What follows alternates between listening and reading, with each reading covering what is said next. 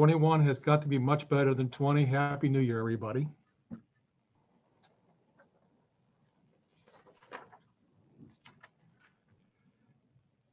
So our speaker this morning is Christian Hayden. Christian is an emerging American Ethical Union leader. He is a member of the Philadelphia Ethical Society, a Mosler Grant recipient, a poet, and an aspiring photographer. And as of yesterday, he's going to be serving on the New Society team. Thank you, Christian. His talk this morning is titled, How Conflict Feeds Connections. Please welcome Christian Hayden.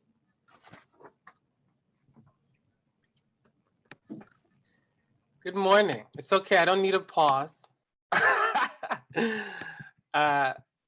Thank you, Bill. My pronouns are he, him, his. And I want to start today with a bit of a meditation.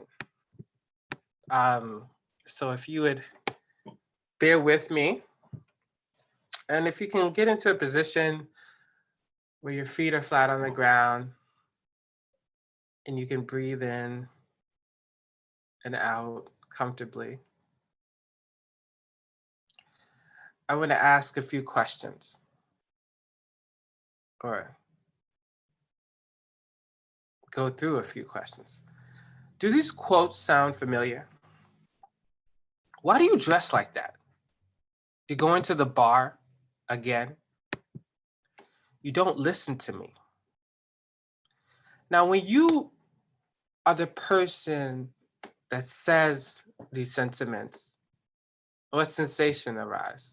Is it from your neck? Do you feel it in your chest? Do you feel it in your head or your stomach? What is the narrative that accompany these sensations? Whether you are the person hearing these sentiments or the person delivering it. Again, do they not trust me? Do they not accept me? Am I enough? Does this person respect me? Do they care about me? Do they love me? I go through these exercises. Thank you for, that's the end of the meditation. Sorry if it wasn't very meditative. It's brought up uncomfortable feelings, but I want to go through the exercise because I believe it offers information. It gives us data on what is happening inside.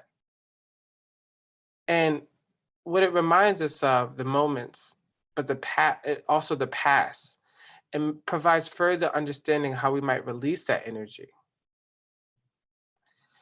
Those situations I tried to pull out, or quotes, are from certain kinds of conflict that we might meet with someone we care about, or someone we're in relationship with. And that is because the problem I'm here to engage with today is a sort of contradiction. Conflict often destroys connection, but conflict also feeds connection. Why is this? And why might it be in our interest to center and cherish connection?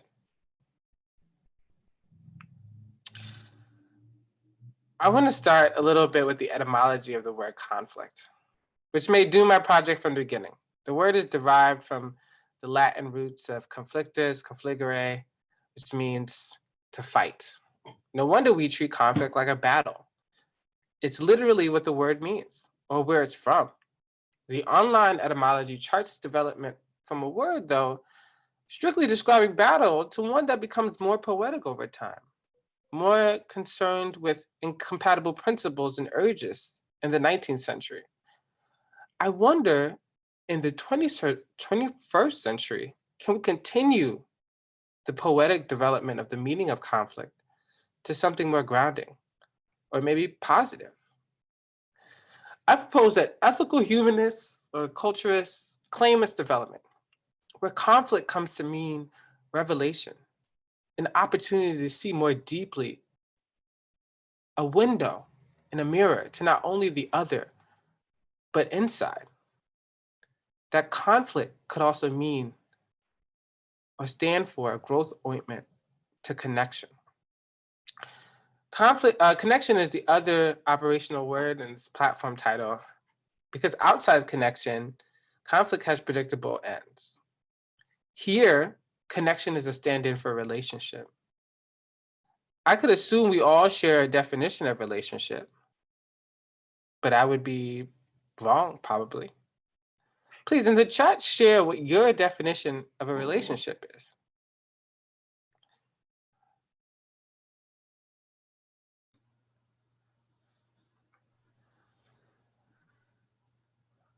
No, it's Yeah, sort of that's a long, little, huh?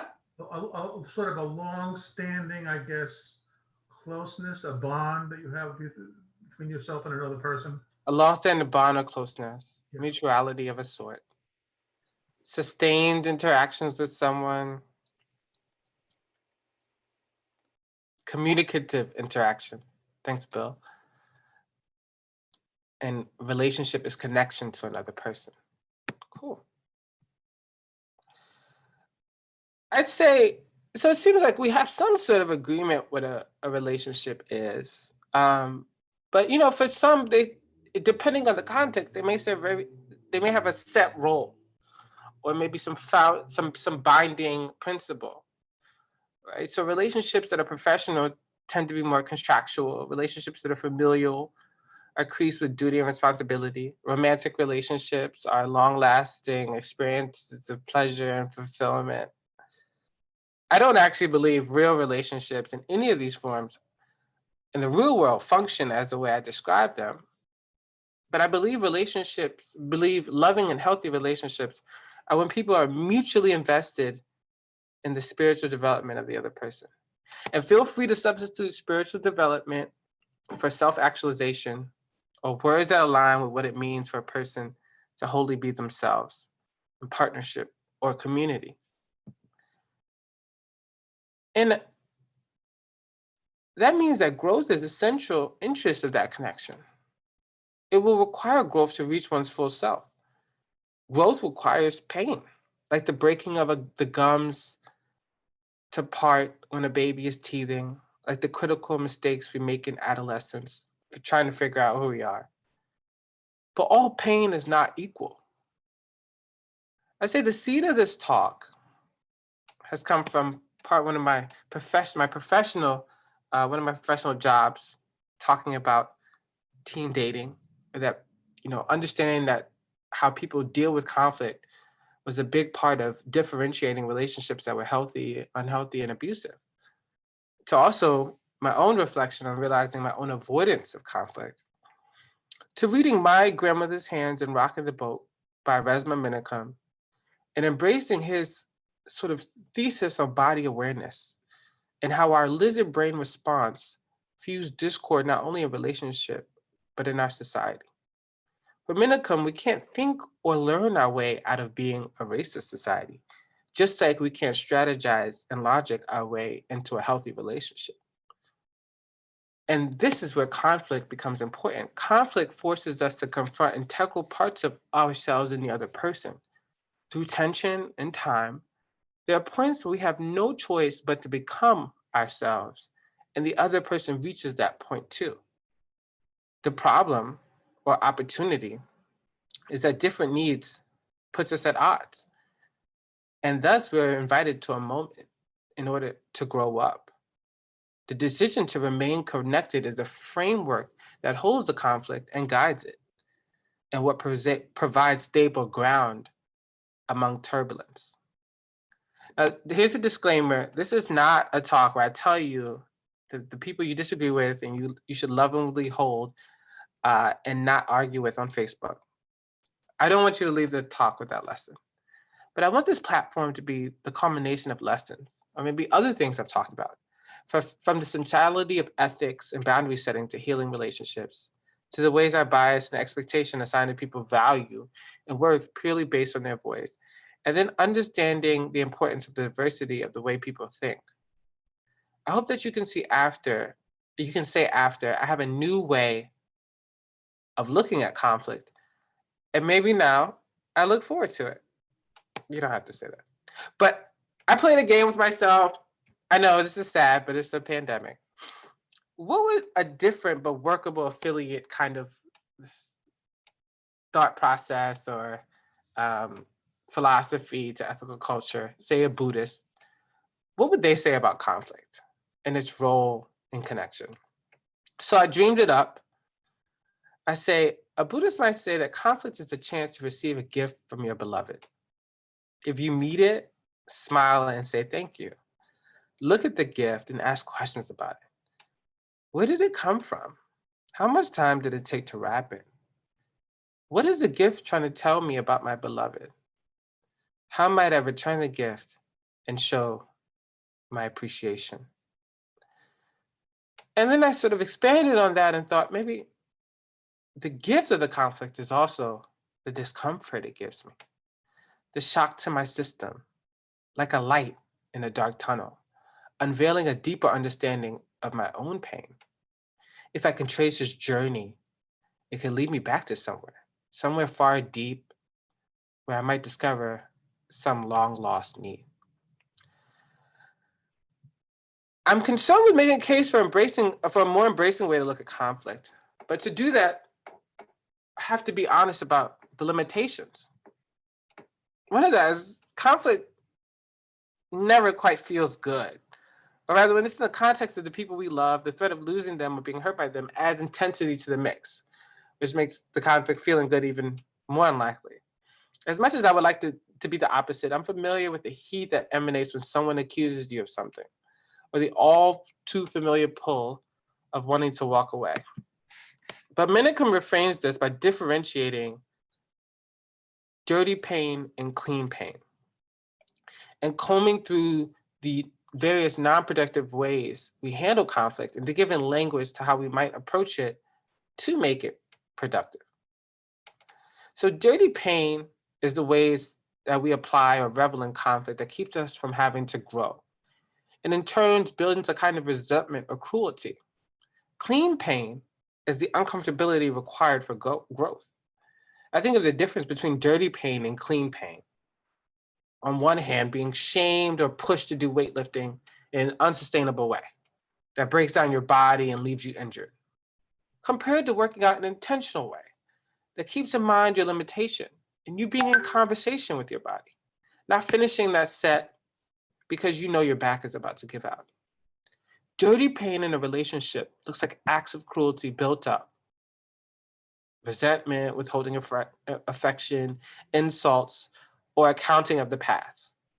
Dirty pain is in our immediate toolkit because it allows us to avoid the deeper, more difficult work of hearing someone out, and hearing ourselves. Minicum in his book, Rock the Boat, argues for being fully in touch with one's integrity. Because for the things that matter, he says, accommodation and compromise fail. Again, we see the place of ethics here.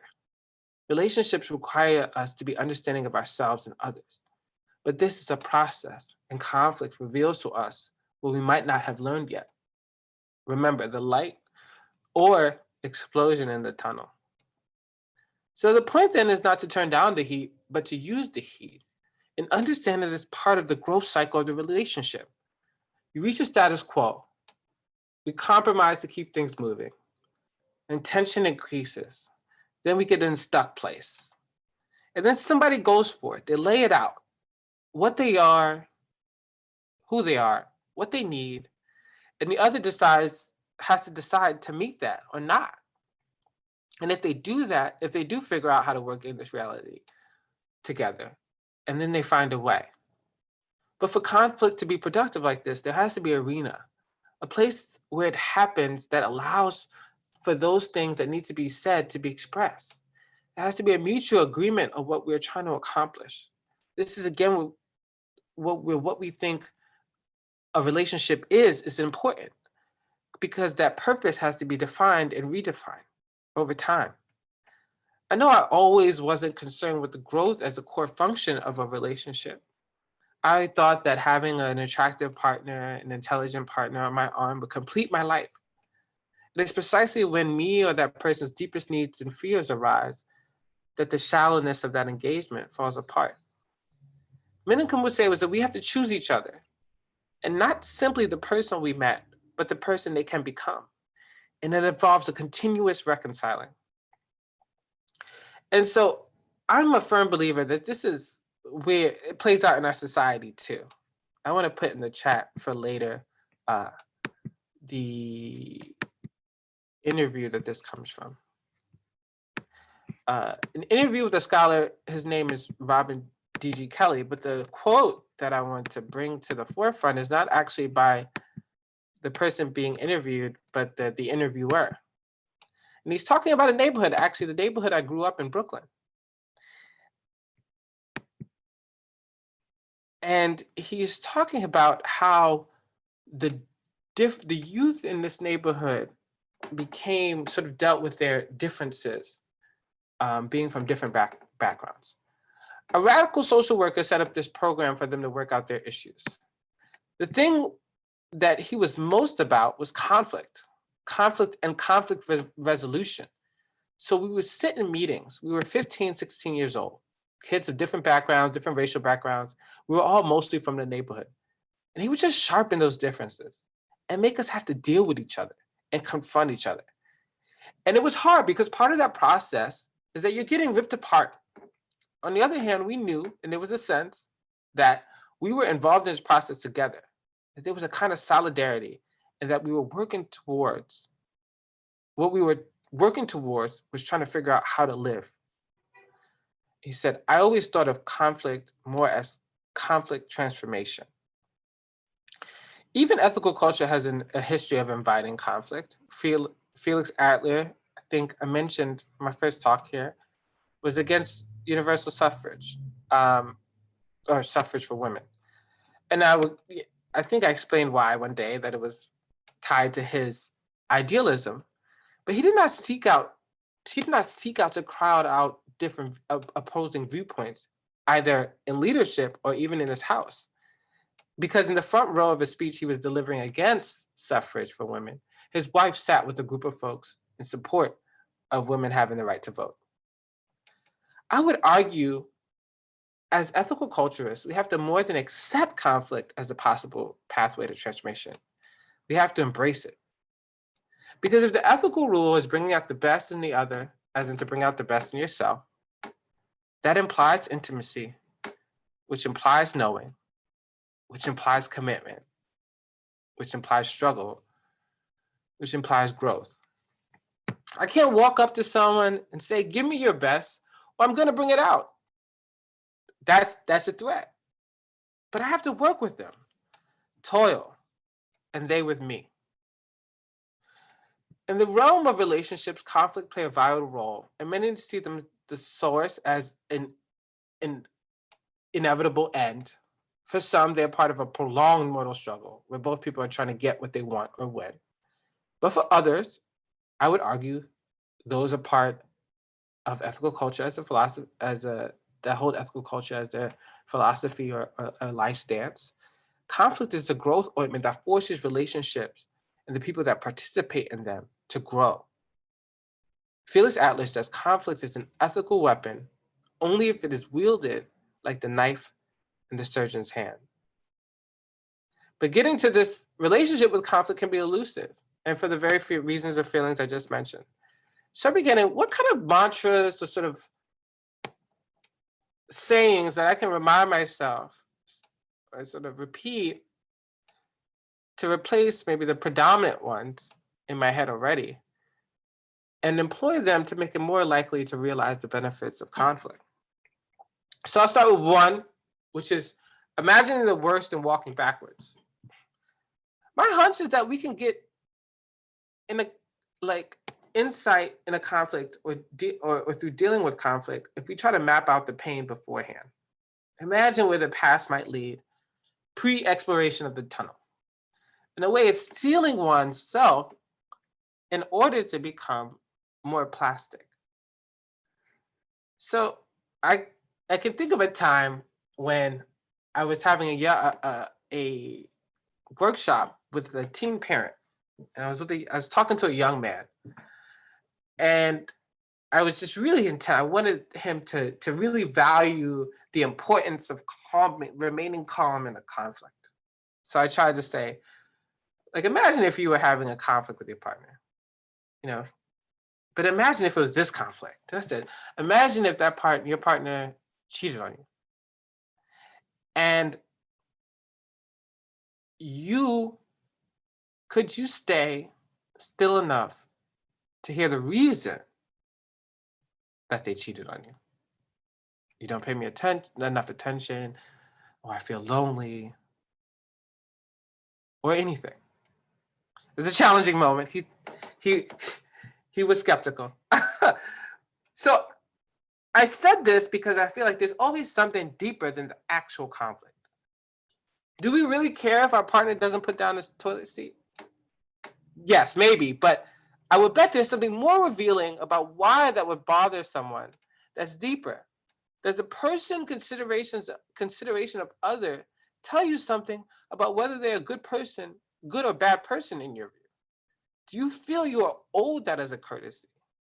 A sense of respect for who you are and what you do for your home? And have you told your partner they violated that or used those words? So again, start from the worst. And I decided to start from the worst. For me, what if a person I dated told me that my indifference was cruel and they thought I was intentionally trying to harm them? Well, if it was yesterday, I would tell them they probably should find someone else.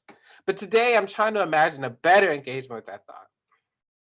First, I might have to learn how to receive the other's thoughts and actions as a form of communication. Resna Minicum suggests that we do this all the time. We claim our partners aren't talking to us, but we know exactly what they're trying to communicate. Like when a person jumps in a bed abruptly and turns away from you. Nothing was said verbally, but the message was clear. Don't touch me. Would I have preferred if someone said commonly with an even tone, your lack of presence makes me feel unloved. That's better because I could say in retort, I do love you. But the message is still the same, and the problem may lie in my unwillingness to confront that underlying message. My love I want to give is not the love they want to receive. Then I have to give something earnest. Why I love this way, what I need. And there goes vulnerability, which is a big part of my last talk when I was here. So what now? We may retreat and it may work for a bit, but sooner or later we're going to have to come back to that. What some or an ex called a threshold issue. So then regardless, we have to, which is my next mantra for this, which is buckle up and prepare for the mess. As a messy person in life, it might be surprising, but I don't like emotional messes. They make me uncomfortable. I wrote this poem. I mentioned I was a poet. Here we go.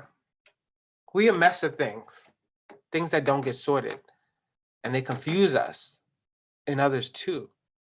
Mess of memories, relations, feelings, messes. I try loving you, end up only having sex with you. Try helping you, end up enabling you. Try to teach you, end up making you dumber. Some say that ain't a mess. Maybe I'm just wrong how I do everything. I guess mess just sums up what I see, what I made with you. But messes offer opportunity, an opportunity to create from the mess. I think of some of the responses, the jolts and the pangs, and how does one meet in a way that allows them to re-engage? I think about me, a person who loves conflict avoidance that shuts down because I don't want to hear the worst. But comfort is not the goal. Growth is. You cannot wish for growth or just imagine it. You have to wade through pain, the lack of being sure of where to turn. And in a relationship, you have to deal with someone's deep integrity, meaning, and rubbing against yours. And the next one is to sort of, from that buckling up, to go to when one is finally meeting it, to playing, or rather distilling. As a part of a Theater of the Oppressed workshop, I don't know if I've mentioned Theater of the Oppressed. It's a sort of a way of using theater games to talk about social issues, but also relationships and power dynamics. But in a workshop about conflict in relationship, we were challenged with embodying the other person to explore the deeper meanings of that conflict.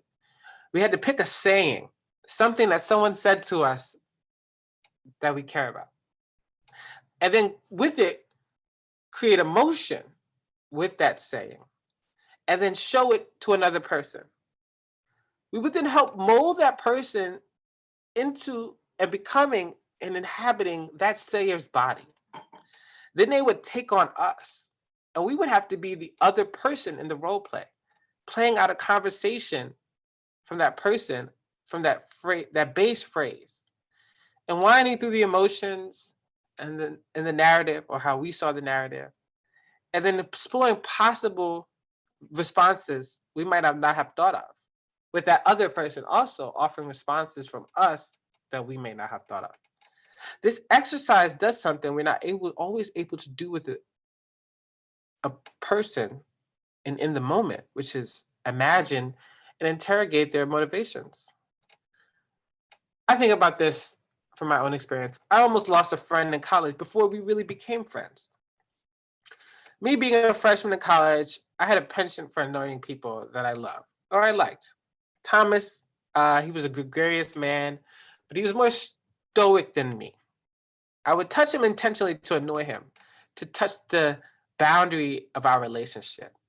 One day, and this is important because I mentioned the word arena, he chose the central campus location, which is the sort of the social center of our college. I went to the College of Worcester. It's called Lowry. So Lowry is the dining hall. And because I suspected that he knew something about me. One, that I would get defensive immediately. And then two, I would respond to multiple people saying the same thing. He told me to stop touching him because it made him feel uncomfortable. It's like, you gotta stop touching me, cat. Like, which is his favorite word for direct address, cat.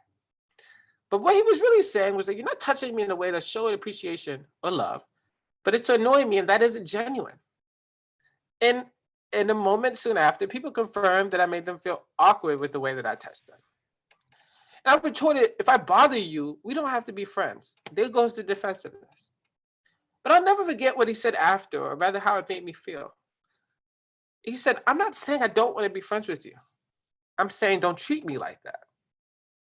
I've never quite experienced the simultaneously being held accountable and also the attempt to preserve relationship. And now I say, what is it? 12 years later, 13 years later, he is the touchy one. As we have grown together, he expresses his intimacy through beer hugs and shoulder grabs. So it's the kind of time when I met conflict.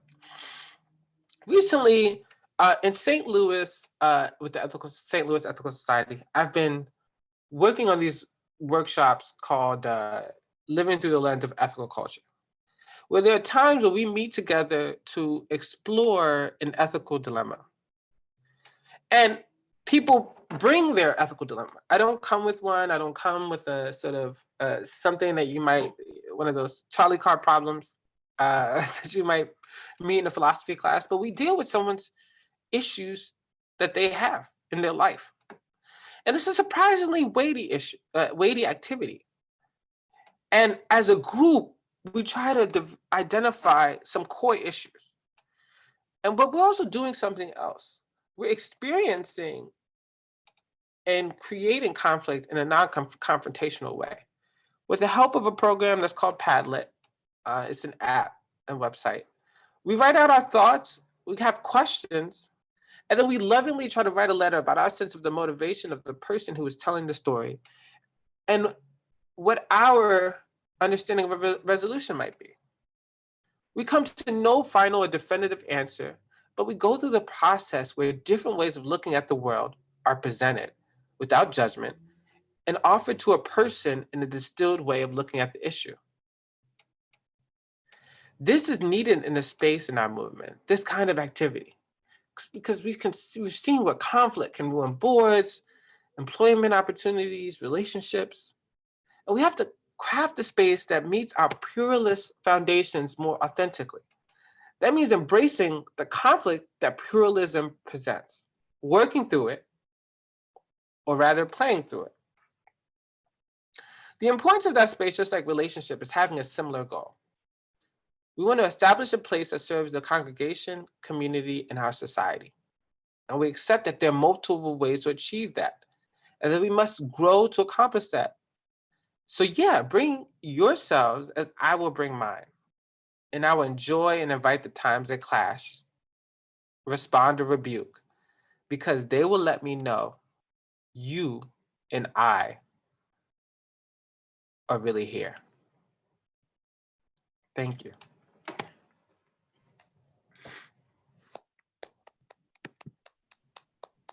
Thank you, Christian.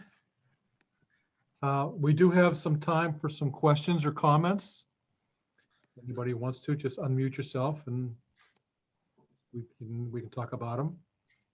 I have one comment to make, and it's creating or having conflict and having safety is really a skill that I think that our culture has kind of lost. That's what was it's part of what I was thinking about when I was listening to you speak. Disagree with somebody, but creating that safe space for the conflict to move people forward, something that I don't think we have anymore, or very few people have. Maybe I'm wrong about that. I agree, Bill. I think that safety is something that we're lacking in our conflict. I think that without that security, our honesty definitely is affected. Yeah, did we ever have safety in our culture around conflict? Because I feel like a lot of times it always boiled down to authority. Basically, the man is the authority, the older person is the authority, the pastor is the authority, and you just need to get in line with the authority. On punishment of hell, like in evangelicalism. Yeah, like, I can even go that far. Yeah.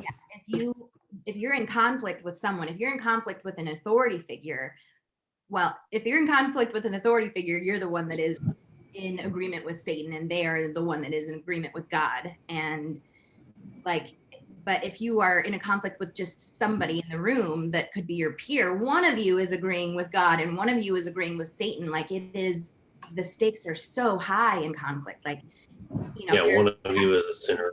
Yeah, and a right and wrong, and yeah, it's so when I'm in a space and I don't agree with someone, like it is terrifying. I get this feeling and I have to remember, like, oh no, that's not real anymore.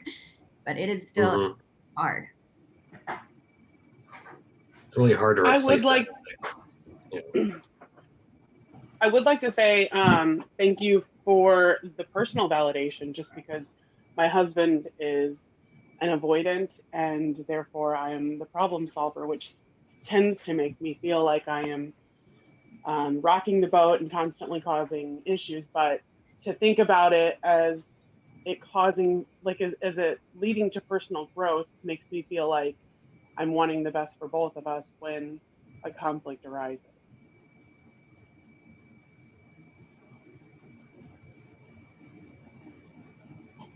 Thank you for sharing that, Shayna. I know you said "rocking the boat." So that's the title of the book that I sort of was referencing a lot, and how can I explain it?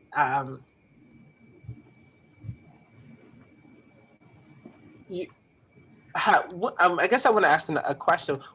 Is there a way that you sort of developed how can I say, a process for engaging with conflict? like knowing how your husband reacts and knowing how kind of that makes you feel, do y'all have a space or sort of a time to sort of like engage intentionally? I will say I have learned that I need to go about things very gently. Otherwise, there will be no participation from my husband in the conflict. I can't come in hot.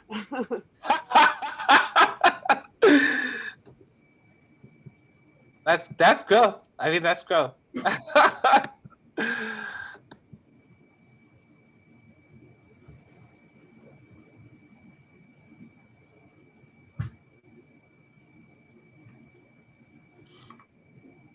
Mike, I saw Mike wrote that Mike, you said you tend to be the person that's avoidant. Yeah. How have you sort of oriented? I saw that you said you've had to back off from viewing conflict from a moral lens, like that you're wrong. I am assuming that. Yeah, I have had to do that, and also I think to learn the delicate balance of being empathetic and listening, but also standing up for myself and my own boundaries when I feel like I'm being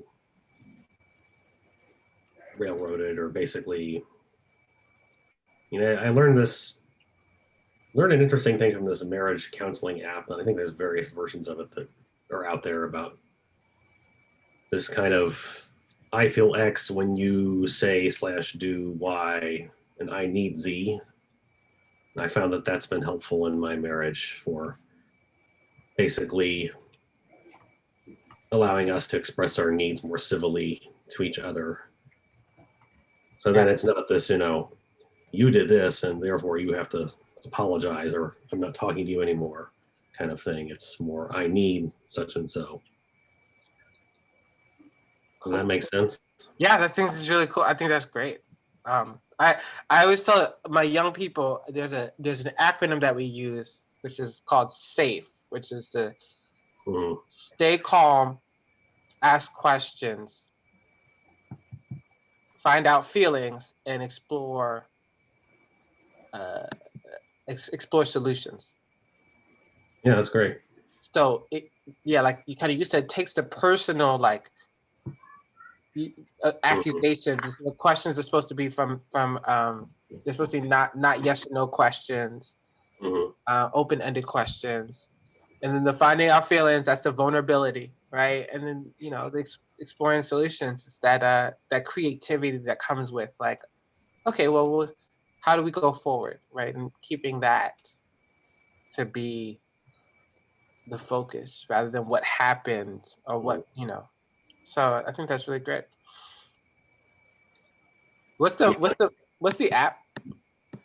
It's called Lasting. I think it's based on John Gottman's work and some other people, but I've heard a similar thing from some other therapists, like basically revolving around expressing things as requests rather than demands or a charge against the other person. And basically said if a conflict starts badly with a criticism, there's like I don't know where they get this number from, but claim it's basically 90% chance that it's going to end badly, that the other person's going to storm off. And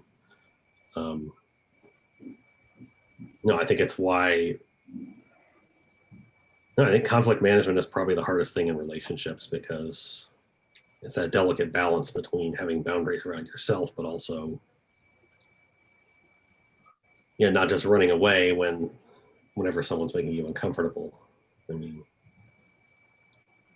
my favorite memory of this year as an educator, 2020, the year that won't be spoken of or named, was I asked children, a group of young people, well, what could be the benefit of what could be the benefit of conflict? And they said, you get to know the other person better.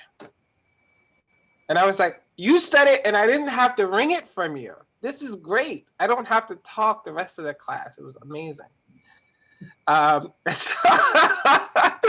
So I feel there is a way we can, we remember that when the feeling comes up, and we, like you said, we don't start off with accusation, and we keep that kind of curiosity and that growth in like set mindset, then we might end up in a different place. We're likely to end up in a different place. Yeah, I guess I, as the avoidant one, have had to practice more like active listening and so forth to try to basically like, let's get at what the other person's saying and leave a moral judgment of who's right or wrong or who's on God's side out of it. And it's uncomfortable, but it helps. Michael, I want to sort of explain more about what I would sort of explore. You're saying conflict may never be resolved fully. Oh, did I say that? No. Michael Carter. Carter. Yeah. I put that, so that's kind of more of from John Gottman's work. He's a relationship therapist. And so like my husband and I, Michael and I, we have conflict conversations often. And there's certain things that we aren't resolving on. So it's learning to live with the other person despite our difference in opinion. So like screen time, or how we spend a certain amount of money or things like that. There's some things in our relationship that we have to live with that we're never going to become conclusive and agree 100%. But I think it sounds like you've embraced that it's a process. Like it's not going to be one day you're going to wake up and you're never going to have any more conflict. Rather, it's a kind of continuous thing that's a part of your relationship. Is that what the quote is saying? Yeah, and there's like a commitment to being willing to constantly have those conflict conversations, and that makes the relationship healthier. Yeah. But you do have to have that strong connection and intimacy in order to trust someone enough to be in that space where you can accept that. Yeah. Yeah. That's so hard because of that mindset of like I always want to find agreement. I always want let's figure this out no matter how long it takes, but we're going to agree on this at the end. Like we're going to give and take until I can't.